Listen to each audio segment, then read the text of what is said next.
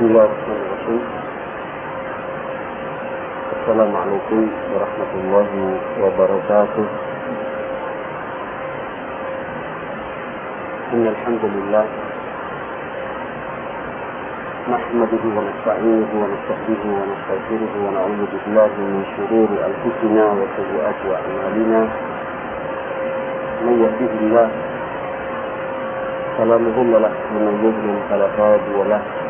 أشهد أن لا إله إلا الله وحده لا شريك له وأشهد أن سيدنا وحبيبنا ونبينا وقرة أعيننا محمدا عبده ورسوله لا نبي بعده.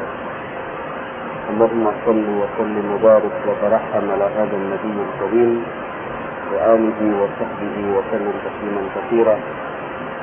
يا أيها الذين آمنوا اتقوا الله حق تقاته ولا تموتن إلا وأنتم مسلمون. Ma'asyiral muslimin jamaah salat maghrib Masjid Mujahidin, begitu juga para pendengar suara Mujahidin, suara Purajaya dimanapun berada.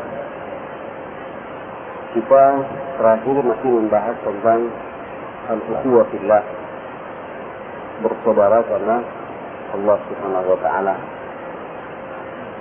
Mudah-mudahan ikatan persaudaraan kita ini diikat karena kecintaan kita kepada Allah Subhanahu wa Ta'ala. Mudah-mudahan duduknya kita di tempat ini pula, bertemunya kita satu sama lain juga diikat karena kecintaan kita kepada Allah Subhanahu wa Ta'ala. Dan nanti kita juga berpisah, tapi kita tetap masih bersatu karena kita cinta karena Allah Subhanahu wa Ta'ala. Ayat-ayat itu sudah kita bahas pada pertemuan yang lalu.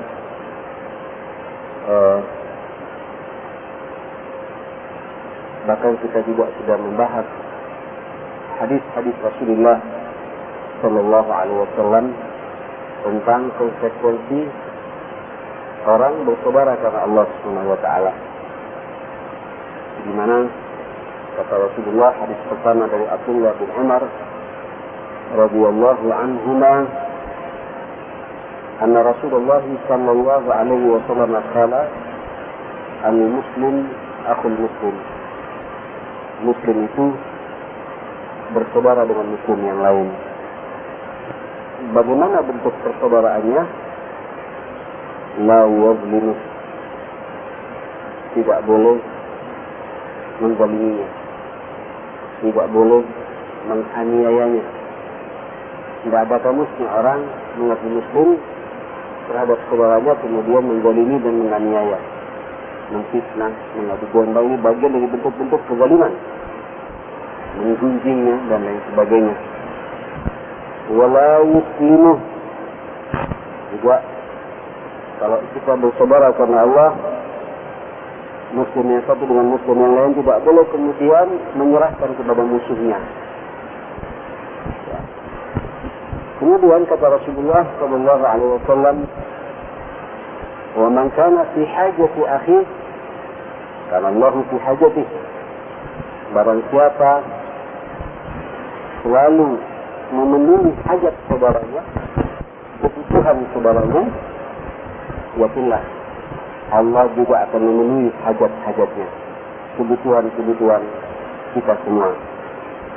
Insya Allah kalau kita tahu saudara kita punya hajat, dia butuh bantuan dari kita, kemudian kita bantu. Ya, dia ingin menikahkan anaknya, kemudian dia paksakan, kemudian kita ngapling. Mungkin ngapling kursinya, sewa kursinya, mungkin kita ngapling aquanya, ya, mungkin kita ngapling serotnya. Ini juga bagian daripada memenuhi hajat saudara kita. Dan inilah bentuk ukhuwah. Wah, kayak macam kemarin beberapa bulan yang lalu ketika ada kenaikan kelas tahun ajaran baru, kadang-kadang ada dari tetangga kita, anak saudara kita, atau mungkin ponakan kita barangkali, hatta bukan ponakan, tidak berhubungan darah dengan kita tahu dia sebagai seorang muslim, rapotnya tidak bisa diambil karena tidak mampu membayar tunggakan SPP-nya, dan kita mampu untuk selesaikan itu. Insya Allah hajat-hajat kita ke depan itu akan diselesaikan oleh Allah Subhanahu wa taala. Subhanallah.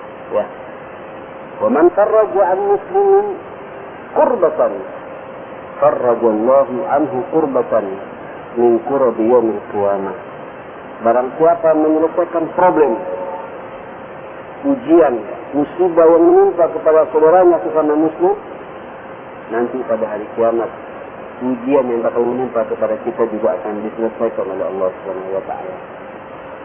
Jadi insyaallah kekaliman kalau kita suka menyelesaikan problem saudara kita, apakah problem keuangan, problem kesehatan, ya, termasuk juga problem rumah tangga, sama, ya, dia tampil di situ menyelesaikan cekcok dengan istrinya, kemudian kita damaikan. Allahu Akbar.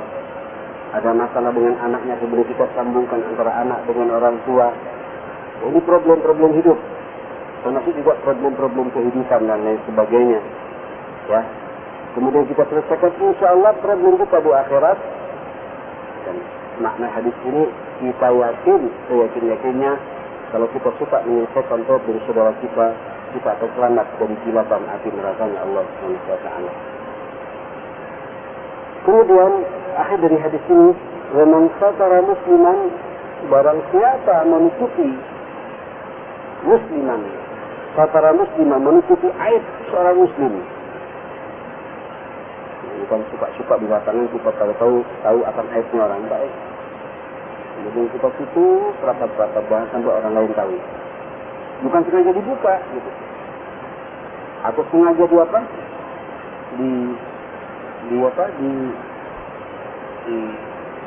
ditelanjangi di depan orang, dijadikan konsumsi umum tentang aib saudaranya itu. Naudzubillah. Begitu tahu ada saudaranya ada masalah moral, aib fisik, aib apa saja, dia tutupi. Bahkan dia mendatangi bersangkutan dan menasihati supaya dia tidak terjebak dengan aib itu. Kata Nabi, satarahullahu wa ma'afiyana. Nanti aibnya pada hari kiamat akan ditutup oleh Allah Subhanahu wa taala. Saya ingin nanya nih Bapak Ibu, siapa bu antara kita yang tidak punya aib? Masuk ke bicara. Wah, cuma kebetulan aib kita ini ditutupi oleh Allah Subhanahu wa taala. Tapi ingat, nanti pada hari kiamat itu akan dibuka semua oleh Allah Subhanahu wa taala. Ayatnya pun cukup jelas ya. Baca kitabmu itu.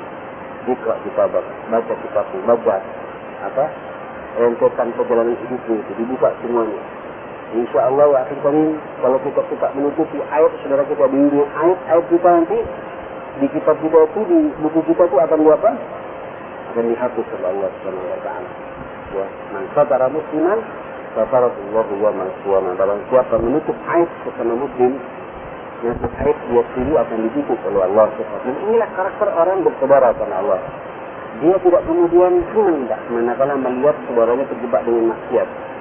Bukan menjadi konsumsi, menjadi hobi kita untuk membicarakan, Pak. Ente tahu juga repot. Apa? Enak kita begini. Padahal yang dibicarakan aib tetangga kita. Kenapa tidak kita tutup dan kita diam untuk membicarakan bab-bab hobi itu? Nah ini hati-hati. Ini suatu perkara, suatu masalah yang mudah, yang melekat, yang akan merusak keutuhan ukhuwah kita yang karena Allah Subhanahu wa taala. Baik. Hadis yang kedua juga kita bahas tentang bahwa konsekuensi orang bersaudara karena Allah saling mengunjungi, saling bersilaturahim. Jangan silaturahimnya minggu lebaran, ya. Tapi silaturahimnya kapan kita punya waktu, ya, sempatkan untuk bertemu dengan saudara kita. Apalagi Pak, silaturahimnya sambil lalu bawa mangga, ya. Sekarang musim mangga, ya. Nanti musim rambutan sambil bawa rambutan. Masya Allah. Nanti musim jambu sambil bawa jambu, ya. Kalau musim enggak kena putus ini apa jangan saya lihat kalau ini sudah dibombardir dengan buah impor, ya, apel, wah. Ini beda nanti pilihannya, ma'asal muslimin. Antum datang pada saudara antum, nggak punya kepentingan bahwa kita membawa sesuatu bahkan. Allah Akbar. Saya dua kali mendapatkan fenomena ini beda, Pak. Nanti ada getaran tersendiri. Betul-betul tidak cinta karena Allah. Wabil khusus antum bersilaturahim kepada orang yang bermasalah dengan antum, yang bermasalah dengan kita. Dia memfitnah kita, dia menyakiti kita, tapi kita datang ke rumahnya bawa sesuatu gitu. Jadi nanti hilang Pak perbuatan di antara kita. Subhanallah, orang ini sudah saya sakiti, kok dibalas dengan apa? Dengan susu, Pak. Racun dibalas dengan apa? Dengan susu. Bukan racun dibalas dengan racun juga. Semakin jadi racun, maksudnya di sini. Tapi racun kita balas dengan susu, dengan nasi. Allah. Dia kaget. Dia langsung turun, Pak, tensi, emosinya itu turun. Tadi mau marah-marah, itulah Rasulullah Sallallahu Alaihi Wasallam, tahabu. Berilah hadiah kepada Nabi. Nanti akan terjadi apa? Cinta mencintai karena Allah Subhanahu Wa Taala. Akan terjadi persaudaraan yang sebenarnya karena Allah Subhanahu Wa Taala. Kunjungi Pak saudara kita ya. Apalagi kalian kunjung di momen yang tepat, gitu ya. Momennya tepat dalam masa juga menunjukkan apa namanya betul juga bagi yang bersangkutan. Apalagi kemudian berkunjung kemudian menolong orang itu, Allah. Itu hadis yang kedua ini dari Abu Hurairah. Sampai insya Allah orang yang bersilaturahim karena Allah selama sampean dalam perjalanan, di saat sampean ketemu dengan saudara kita, sudah sampean pulang lagi ke rumah, itu malaikat turun berduyun-duyun Pak mendoakan sampean. Taba, tibta, wa taba man syafa, wa tabawwa'ta minal jannati manzila. Allah Akbar. Aduh, kata malaikat, sungguh engkau sangat baik. Langkah-langkahmu juga sangat baik. Dan ingat, rumah sudah disiapkan di surga bagi orang yang suka bersilaturahim karena Allah Subhanahu Wa Taala, sebagai bentuk cintanya karena Allah Subhanahu Wa Taala. Oke. Yang ketiga, hadis yang ketiga adalah bentuk konsekuensi kita berusaha karena Allah. Begitu sakit, kita yang pertama kali menyambangi. Ya, yang menunggu 2 hari Pak, yang menunggu 3 hari. Ya, tak cukup, sampai tentu tidak cukup. Kalau ketika anda sudah kita sakit, datangi. Ya, sambangi. Di rumah sakit mana? Ya, di Al-Insaf, atau di Muhammadiyah, atau di Khadijah dan lain sebagainya, datangi. Di rumah sakit Islam, datangi. Ya, sambangi dia. Apalagi sambil menyambangi karena Allah Subhanahu Wa Taala. Kemudian sambil juga mendoakan Allah Akbar, mengikuti sunnah Nabi. Ya, sekarang bertemu juga bingung kok sembuh ini, karena semua dikerubuti. Dan beda. Saya pengalaman. Ya, begitu sakit semua orang datang terus mendoakan kita Pak. Amin, amin. Secara emosional apa Pak? Pede dan yakin bahwa penyakit yang saya derita ini akan sembuh dengan izin Allah Subhanahu Wa Taala. Inilah pentingnya kita berdoa karena Allah Subhanahu Wa Taala. Baik, saya akan sampaikan di sini kata-kata salafus saleh, kemudian kita yang kemudian yang mengangkat tentang masalah dua ini. قال على عمر بن الخطاب رضي الله عنه لقاء الإخوان جلاء الأحزان فإذا رزقك الله مودة امرئ مسلم فثبت بها. Ingat kata Sayyidina Umar radhiyallahu anhu, bertemu dengan saudara yang ada ini sungguh bisa menghilangkan kegundahan Pak, kesedihan. Makanya kalau antum suka bertemu karena Allah, ini terasa sekali memang ya kita ini. Makanya kalau antum sumpah Pak, jangan dinikmati sekali sumpahnya itu. Keluar temui saudara kita, bersilaturahim, dan jangan lupa bahwa kita kalau kita ada masalah Pak, nanti akan pulang dengan dirinya. Kenapa? Di saat sampai pergi itu malaikat mendoakan kalian masalahnya. Tibta, wa taba man syaka. Allah Akbar. Engkau baik dan langkah-langkahmu baik, itu kata malaikat Pak. Didoakan Pak. Alangkah indahnya langkah-langkahmu itu kata malaikat. Dan sampai mendapatkan doanya malaikat Allah Subhanahu Wa Taala. Maka otomatis begitu nyampe pada saudara kita hilang Pak sumpah-sumpah itu. Ya, seperti itu. Liqa'ul ikhwan, kata Sayyidina Umar, bertemu dengan saudara ini, dengan saudara-saudara kita ini, jala'ul ahwan, jelas Pak. Jadi hilang Pak. Sumpek-sumpek, kesedihan, kegundahan, itu hilang dengan sendirinya. Ya, asal ketika kita di sana bersilaturahmi dengan saudara kita, bukan kemudian curhat masalah problem kita, jangan. Semata-mata saya ingin bersilaturahmi karena Allah, saya hilang juga masalah ini. Wa idza razaqaka Allahu mawaddatan li'in, kalau ketika engkau mendapatkan rezeki dari Allah, mendapatkan cintanya seseorang dan dia muslim, engkau tahu dia mencintai kita, tetap biha, tolong pegang erat-erat istiqomah itu, jangan, jaga betul dan jadikan persaudaraan yang terus-menerus perlu kita rawat, kita jaga. Jangan sampai nanti begitu ketemu dengan orang itu tahu, saudara, terus jaga Pak, perhatikan. Kenapa? Sama-sama tidak ada kepentingan. Mungkin persaudaraan seperti itu dimaksudkan abadi sampai hari kiamat. Sampai akan bergandengan tangan sampai ke surganya Allah Subhanahu wa taala. Kata Imam Ali bin Abi Thalib radhiyallahu anhu mengatakan juga, "Alaikum bil ikhwan fa innahum uddatan fid dunya wal akhirah." Tolong, kata Sayyidina Ali, ya, perhatikan kalian bersaudara dengan saudara-saudaramu itu. Kenapa? Karena mereka adalah uddah, bekal di dunia dan di akhirat. Dan memang waktu ini pertemanan ini, persaudaraan ini, kalau baik Pak, terasa sekali. Kalau sampai berteman dengan orang baik-baik, tidak ada kepentingan Pak. Kita salah diluruskan, kita benar diapresiasi, kan begitu pun sebaliknya. Bahkan kita selalu memberikan hadiah, saling berbagi. Manakala kita kemudian betul-betul karena Allah Subhanahu wa taala. Ya. Ala tasma qaulu ahli nar, apakah kau tidak melihat nanti bagaimana ungkapan penghuni neraka, kata Sayyidina Ali. Kama lahum min syafi'in wala sadiqin hamim. Nanti kalau masuk ke neraka, maka tidak ada seorang pun memberikan syafaat bagi orang itu. Tidak punya teman yang melekat. Semua berjalan sendiri. Satu atau kelima kebalikannya, maksud mukhalafannya dari ayat ini, di saat kita bertemu karena Allah, berpisah karena Allah, bersahabat karena Allah, berukhuwah karena Allah, berpisah karena Allah, menasihati karena Allah, inilah persaudaraan yang abadi. Nanti pada hari kiamat saling mencari satu sama lainnya, nah kalian, dan sampai bernostalgia Pak di surganya Allah Subhanahu wa taala. Allahu Akbar. Baik. Ikhwatul iman, Al-Imam Syafi'i rahmatullah alaih mengatakan, min alamatis sadiqi fi uquwati akhihi ay yaqbala ilalahu wa yusaddiq khulalahu wa yaghfir zillatahu. Masya Allah. Untuk melihat Pak, tanda-tanda kejujuran kita bersaudara karena Allah, ya, tanda-tanda akan kejujuran kita bersaudara atau mencintai saudara kita atau berukhuwah kepada Allah Subhanahu wa taala, kata beliau, ayat bala ilalahu, orang itu selalu menerima ilah, apa ilah Pak? Kesalahan tidak disengaja, salah sedikit dimaafkan.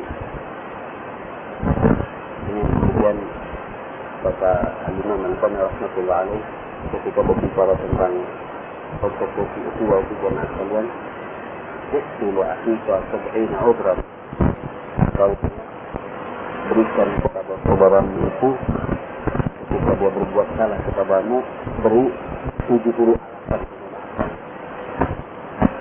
Coba 70 alasan untuk memaafkan. Contoh, mana Pak Haji Nawiri tidak ada ya? Saya Pak tidak boleh kemudian sesuuban. Mungkin beliau sakit, mudah-mudahan tidak sakit. Ya, ternyata tidak sakit Pak. Kasih mungkin anak yang kedua Pak, mungkin bagi keluarga Pak. Ya, ini kalau dia berbuat salah, apalagi berbuat kesalahan ya, dia akan penyakit seperti ini. Kita doakan, kita harus dan tidak ada kemudian berpikir negatif jemaah sekalian. Sampai minimal dalam dada kita ada mengerti atas sabar, lapang dada. Ya, hingga Ustaz kan suka dapat ujian Pak ya. Biasanya ikut pengajiannya, tiba-tiba tidak ikut pengajiannya keluar Pak. Ada apa ini? Tidak perlu kita kemudian merengut itu atau berpikir atau seuzon, kenapa Pak suka lagi Pak dengan saya? Tidak ada. Mungkin dia mau buang hajat.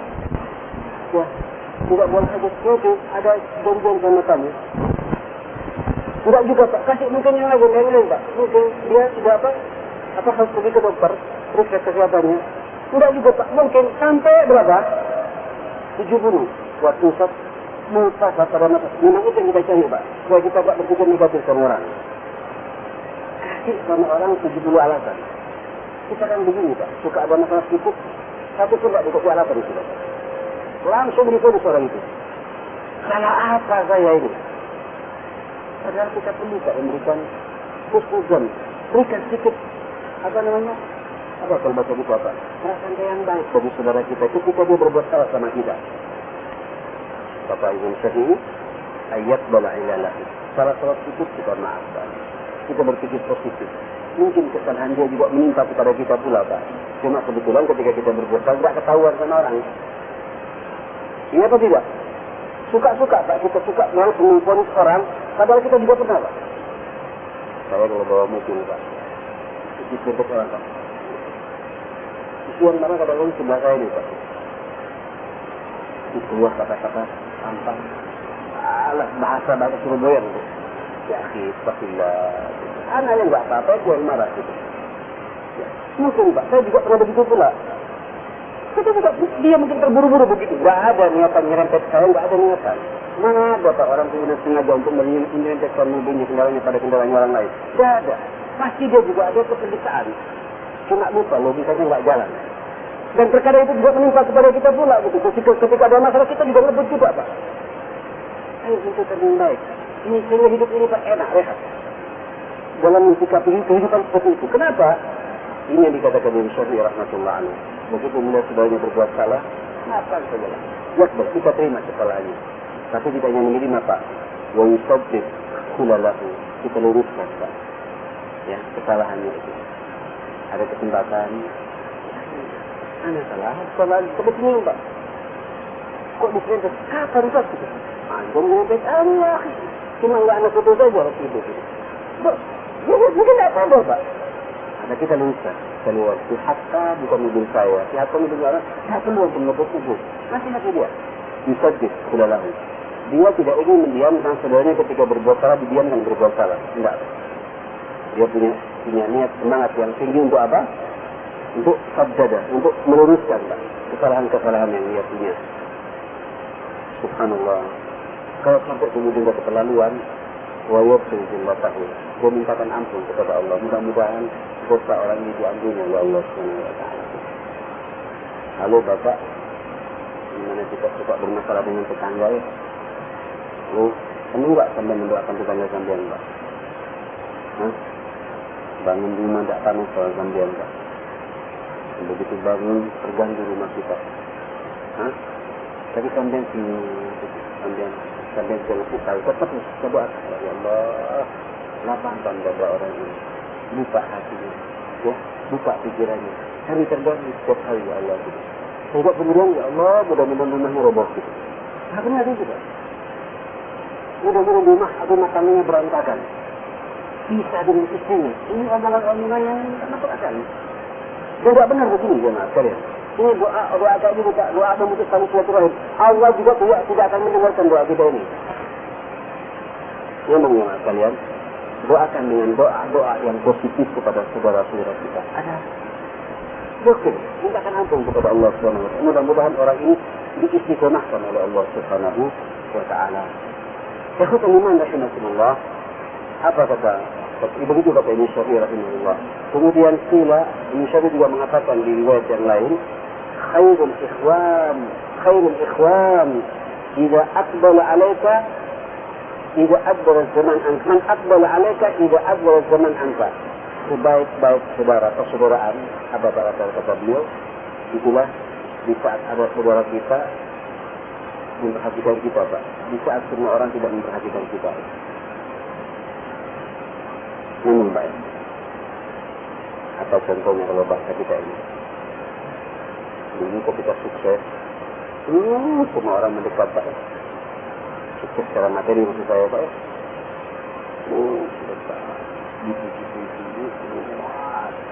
Sol. Begitu ada bukanya. Begitu apa? Gagal Pak, bangkrut. Semua orang apa? mau mencari. Anak di mana apa semua itu? Coba Pak. Kapan bilangnya di mana? Tak tahu juga Pak. Anak kan sudah tiba, udah lain. Saya kan udah punya. Sudah salah Pak, disalahkan lagi. Sudah dia banyak masalah, kemudian dicap dengan kesalahan lagi. Tak mau. Nah Pak, orang yang bersaudara karena Allah ketika dia salah, kita tahu potensinya. Semua orang potensinya baik, cuma takdirnya buruk. Kita selesaikan Pak, problem dia. Kita cari aja pekerjaan yang sesuai dengan kecenderungan dan kemampuannya. Inilah orang yang bersaudara karena Allah. Bukan kemudian dihujat. Ada juga Pak. Ini ketika jadi pejabat atau segala macam, ini mendekat Pak, bahkan menjilat segala macam. Ini kesandung korupsi Pak. Mungkin dia juga kena korupsi karena dia tidak paham Pak. Dunia birokrasi. Dia tanda tangan, sekarang dia tanda tangan Pak. Kalau dipaksa loh, kalau pemain-pemain lama aja Pak. Dia mulai ta'ala tanda tangan, masuk sejarah. Kalau orang bersaudara karena Allah Pak, tidak diamkan orang ini Pak. Didatangi, diselamatkan keluarganya, dijaga. Karena kita tahu bagaimana orang ini di saat kemudian dia berhasil seperti itu. Inilah orang yang beruswah bersaudara karena apa? Karena Allah. Tidak hanya melihat mengenai ketika dia sukses, semua mendekat. Ketika tidak sukses, semua menjauh. Ini orang yang tidak punya persaudaraan karena Allah Subhanahu wa taala. Kata Imam rahimahullah, saya baca di sini tentang, mungkin sudah pernah saya sampaikan ya, tentang kisah Abdurrahman bin Auf dengan Sa'ad bin Rabi. Sudah belum ya? Belum ya? Baik, qala Abdurrahman bin Auf al-Muhajirin min al-Muhajirin radhiyallahu anhu. Abdurrahman bin Auf ini seorang sahabat Nabi sallallahu alaihi wasallam yang kekayaannya ini tak luar biasa. Memang di Mekah dulu piawai dalam urusan bisnis. Begitu dengan Islam, ditinggalkan tak semua bisnisnya, pekerjaannya, rumahnya, hijrah mengikuti perintah Rasulullah kemana? Ke Madinah. Nah, ketika di Madinah ya akhir karim dipersaudarakan oleh Rasulullah Sallallahu Alaihi Wasallam dengan sahabat Ansar namanya Sa'ad bin Rabi. Siapa? Sa'ad bin Rabi. Sa'ad bin Rabi ini orang yang sukses tak secara materi. Lama kabum dari Madinah kata Abdurrahman, ketika saya datang ke Madinah, Rasulullah baini wa baina Sa'ad bin Rabi al-Ansari. Nabi mempersaudarakan aku dengan Sa'ad bin Rabi. Sa'ad bin Rabi tahu betul siapa aku. Tahu karena memang di Mekah dulu piawai tak dalam urusan bisnis. Mekah ini Ummul Qura. Kalau sekarang kayak Jakartanya jemaah sekalian atau Surabayanya gitu. Apa yang terjadi jemaah sekalian? Faqala li, berkata si Sa'ad bin Rabi ini kepadaku, ya Abdurrahman, ini min aktsaril ansari malan. Aku ini perlu kau ketahui ya, engkau sekarang bersaudara karena bersaudara denganku. Dan yang mempersaudarakan aku Rasulullah denganmu. Dan aku ini termasuk orang Ansar yang paling kaya. Masya Allah. Nyebutin ngaku kalau kaya. Kalau sekarang kira-kira gimana Pak? Aduh, ini sudah. Ini kalau kita ngaku sedikit waktu. Ya memang banyak Pak orang kita kalau buka sedikit berbanding terus Pak kita Pak. Ya, mau numpang hidup. Gak punya harga diri. Gak begitu. Coba lihat apa yang terjadi jemaah sekalian. Ini aktsar ansari malan. Aku ini termasuk orang Ansar yang paling kaya. Fa'aqsimu laka nisfa mali. Allahu Akbar. Mulai sekarang aku bagi dua kekayaan. Saya takut bicara begini Pak ya. Ini saya ilustrasi saja ya. Ini kisahkan saja Pak ya. Karena saya masih belum bisa praktekkan. Saya khawatir kalau saya kemudian serius Pak ini sampai datang rumah gitu. Ayo kita bersaudara karena Allah. Pada itu juga nih Pak. Tapi yang jelas itulah yang terjadi kepada sahabat Rasulullah Sallallahu Alaihi Wasallam. Apa yang terjadi dengan kalian? Ukti bola kamu cuma saya bagi dua hartaku. Allah Akbar. Di riwayat yang lain, saya punya dua villa, punya dua rumah. Satu di Perak Barat, satu di Perak Timur. Kira-kira begitu Pak ya. Ente pilih mana yang cocok. Kalau pagi-pagi langsung menghadap matahari, itu Perak Barat. Kalau sore-sore langsung menghadap matahari, itu Perak Timur. Cocok yang mana? Silakan kau pilih, kata dia itu. Allahu Akbar. Wali hadiqatan, aku buat dua kebun kurma. Satu kebun kurma dekat masjid Nabi, satu kebun kurma di belakang masjid Nabi. Satu ini mana yang tukang jadi cocok? Dilihat Pak Sana. Kemudian yang ketiga ini menarik Pak. وانظر أي زوجتين هويت نزلت لك عنها فإذا حلت فزوجتها عنها. Aku punya dua istri. Tak main-main. Kau silakan lihat di mana di antara dua istri. Nanti aku akan ngomong sama istri ini, kau nanti salah satu di antara kalian siap-siap aku ceraikan. Itu akan mendapatkan laki-laki yang lebih baik dariku. Dibina langsung Rasulullah Abdurrahman bin Auf. Aku yakin mereka mau. Begitu aku cerai, selesai iddahnya kau nikahi dia. Pak, kalau ini tawaran ini tertuju kepada kita, kira-kira gimana? Halo? Coba lihat Pak Abdurrahman bin Auf. Sebagai bentuk dia bersaudara pada Allah, tidak memanfaatkan momentum. Nah, tidak kemudian memanfaatkan kesempatan, tidak. Muncul harga dirinya jemaah kalau itu. Ya, yastahil. Ya'if. Dia merasa mampu dan dia punya harga diri. Apa kata dia? Bala Abdurrahman hadal kisar al-karim saat di akhlaq al-karim. Faqala, barakallahu laka fi ahlika wa malika. Kullani al-sur. Semoga Allah memberkahi dirimu, memberkahi hartamu, dan memberkahi siapa? Keluarga. Aku tak butuh semua itu. Aku tak butuh hartamu, aku tak butuh keluarga. Jadi Pak, dia menolak dengan penuh harga diri. Walaupun kesempatan ada. Tolong tunjukkan kepada saya mana katakan. Mana apa? Mana katakan? Aku disuruh beri kepada aku pinjaman. Beri kepada saya apa? Pinjaman. Allah Akbar. Ya, ini Pak, sahabat Rasulullah sallallahu alaihi wasallam kata Nabi, "Wa man yastaghni yughnihi-llah." Barang siapa merasa berkecukupan, merasa cukup, tidak mau bergantung sama orang, tidak mau minta sama orang, yughnihi-llah, akan dikayakan kehidupan orang itu oleh Allah Subhanahu wa taala. Subhanallah. Wa man yasta'fif atau man yasta'fif ya'ifahullah. Barang siapa punya harga diri, tidak suka menengadahkan tangannya pada orang, akan diangkat apa? Ketinggiannya, ijahnya, harga dirinya oleh Allah Subhanahu wa taala. Apa yang terjadi dengan kalian? Ternyata Abdurrahman bin Auf Pak, dari pinjaman itu Pak menjadi paling kayanya orang di Madinah. Sampai kata Rasulullah ketika nanti Abdurrahman bin Auf nanti masuk surga dengan cara apa? Masih saja habis ini siapa? Dengan cara apa? Dengan cara merangkak. Kenapa? Terlalu banyak kekayaannya Pak. Terlalu banyak hartanya. Kenapa? Merangkaknya bukan karena hina, bukan. Setiap dia masuk surga, dihambat Pak sama orang untuk menyaksikan kebaikannya. Ya Rabb, aku bisa mati syahid karena Abdurrahman ini. Ya Allah telah memberikan pedang kepada begitu. Abdurrahman Bangora. Tidak langsung ke surga Pak. Begitu langsung masuk surga lagi. Orang menyaksikan lagi. Ya Allah, Ya Rabb, orang ini, Abdurrahman ini yang telah menghidupkan keluargaku ketika aku jihad dulu. Jadi berbagai macam kebaikan. Jadi apa? Jadi syafaat baginya. Sehingga agak lambat masuk ke surganya Pak. Tapi jadi bahagianya bagi yang bersangkutan. Nah, itu kelima, semua inilah Pak persaudaraan karena Allah. Jadi yang kaya memperhatikan yang tidak mampu. Yang tidak mampu tidak apa? Tidak melas. Apa melas Pak? Apa melas ini Pak? Tidak menunjukkan wajah yang penuh dikasihani gitu. Iya. Orang ini ya Allah, tidak punya harga diri. Nah, kita tunjukkan harga diri kita di saat yang bersamaan. Tapi kita yang punya Pak, ayo kita berbagi. Dan kalau sampai memang tidak punya Pak, terima saja. Tapi dengan penuh dengan harga diri gitu ya. Dengan kemudian ada juga Pak orang kemudian saking harga dirinya tinggi sampai menolak-nolak gitu. Jangan saya hina ya. Ya saya ditinggal ini tidak boleh Pak. Sampai anda terima tidak apa-apa. Dengan bahasa-bahasa yang santun sebagaimana santunnya siapa? Abdurrahman bin Auf seperti ini.